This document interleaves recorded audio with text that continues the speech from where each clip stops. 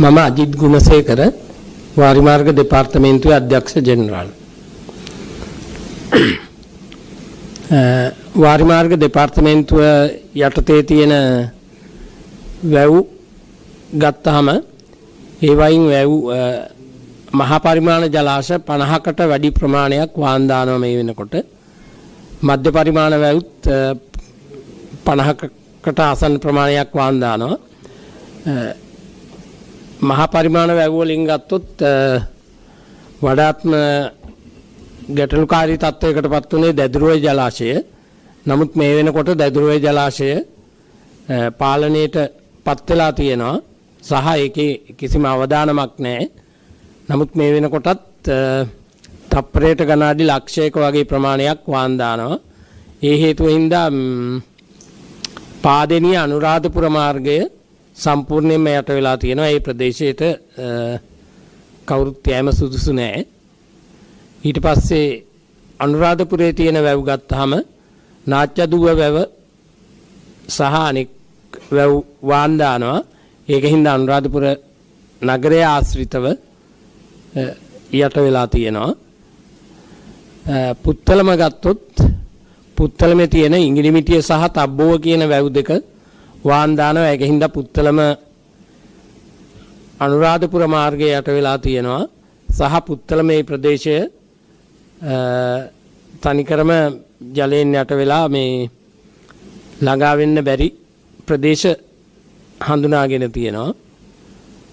ඊට අමතරව දැදුරුවේ ජලාශයේ වාන් දැමීම හේතුවෙන්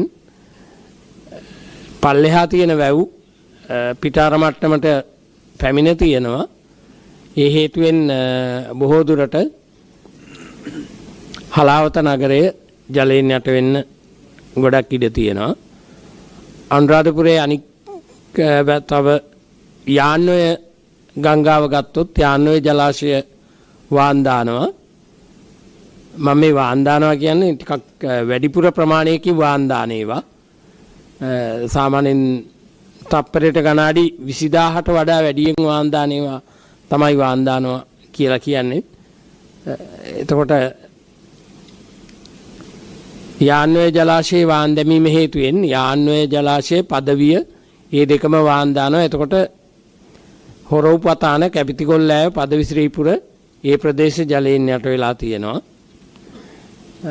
ඊට අමතරව සේනානායක සමුද්‍රය ගත්තොත් අපි වාන් අරින්න නැතුව වැව තියාගෙන ඉන්නවා. මේ වෙනකොට සුළු ප්‍රමාණයක් වාන් දානවා. අපි හෙට වගේ වෙනකොට වාන් ටිකක් අරින්න බලාපොරොත්තු වෙනවා. හේතුව මේ ගල්ඔය ගඟ සම්පූර්ණයෙන්ම ජලයෙන් පිරීලා තියෙන්නේ.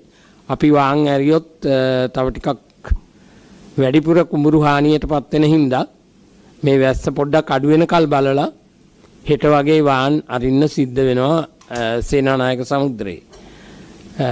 ඊට අමතරව කැලණි ගඟ ගත්තොත් අවිස්සවෙල්ලේ තියෙන ජලමාපකයේ ප්‍රමාණය අනුව